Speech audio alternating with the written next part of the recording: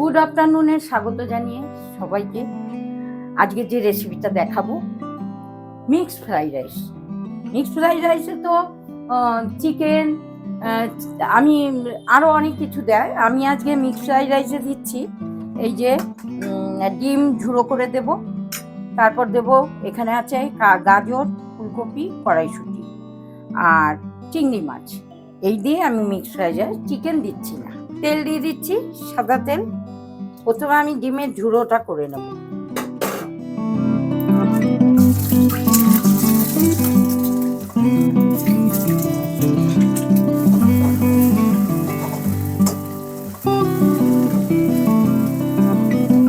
ঘি দিয়ে দিচ্ছি, আমি পুরোটা ঘি দিয়ে করব না, একটু সাদা তেলও দেব। তেল দিয়ে দিচ্ছি ঘিয়ের মধ্যে। সবজিগুলো রেখেছিলাম, গাজর, ফুলকপি, কড়াইশুঁটি বয়েল করেছি, একটু বয়েল করেই রেখেছি, সেটা দিয়ে দিলাম। চিংড়ি মাছ দিয়ে দিলাম, পুরো চিংড়ি দেব না, অনেকগুলো চিংড়ি মাছ আছে এখানে। এবার আমি কাঁচা লঙ্কা দিয়ে দিলাম।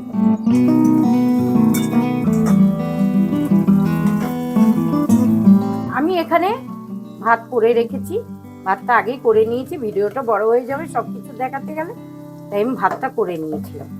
তো এবার আমি ভাতটা করেছি কিভাবে, তেজপাতা, গোটা গরম মশলা দিয়ে বয়েল করে রেখেছি।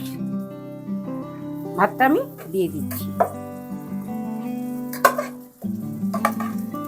এখানে আমি দেরাদুন রাইস নিয়েছি, বিরিয়ানির চাল, সেটা দিয়েই ফ্রাইড রাইস করছি। আমরা ফ্রাইড রাইসও করি এই চালে, আর বিরিয়ানিও করি এই দেরাদুন রাইসে। তোমরা হয়তো স্মেলটা পাচ্ছ না, আমি কিন্তু পাচ্ছি, দারুণ স্মেল। ডিমের ঝুড়োটা দিয়ে দেব।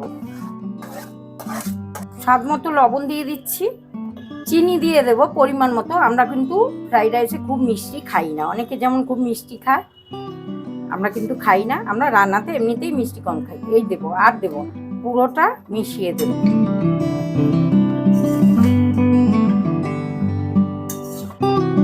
এই যে মিক্সড ফ্রাইড রাইসটা দেখো, একদম ঝরঝরা ফ্রাইড রাইস হয়েছে। তোমরা দেখে নিলে কিভাবে করেছি। ভিডিওগুলো কিন্তু প্রথম থেকে শেষ পর্যন্ত না দেখলে বুঝতে পারবে না কিভাবে কি করলাম। তো এইভাবে করেছি, আর এর সাথে তো একটা কিছু দরকার, তার জন্য আমি কষা একদম ঝাল করে, লাল লাল করে একদম আলুর দম করেছি। এই আলুর দমটা কিভাবে করেছি সেটা যদি জানতে হয় আমাকে কমেন্টে জানিও। আর ফ্রাইড রাইসটা কেমন হয়েছে, আজকের এই মিক্সড ফ্রাইড রাইসটা তোমাদের কেমন লাগলো? আশা করি ভালো লাগবে। ফ্রাইড রাইস সবাই ভালোবাসে, আর সেখানে চিংড়ি মাছ, ডিম এত কিছু দেওয়া হয়েছে, খালি আমি চিকেনটা দিই। যাই হোক, তোমাদের কেমন লাগলো? যদি ভালো লেগে থাকে তাহলে লাইক, কমেন্ট, শেয়ার করো। যারা চ্যানেলে নতুন আছো সাবস্ক্রাইব করে নিয়ে দেখো, প্রথম থেকে শেষ পর্যন্ত ভিডিও দেখো, পাশে থেকো। সবাই ভালো থেকো, সুস্থ থেকো, সাবধানে থেকো। আবার নতুন কোনো ভিডিও নিয়ে তোমাদের সামনে আমি আসবো। আজকের মতো সবাইকে টাটা, বাই বাই।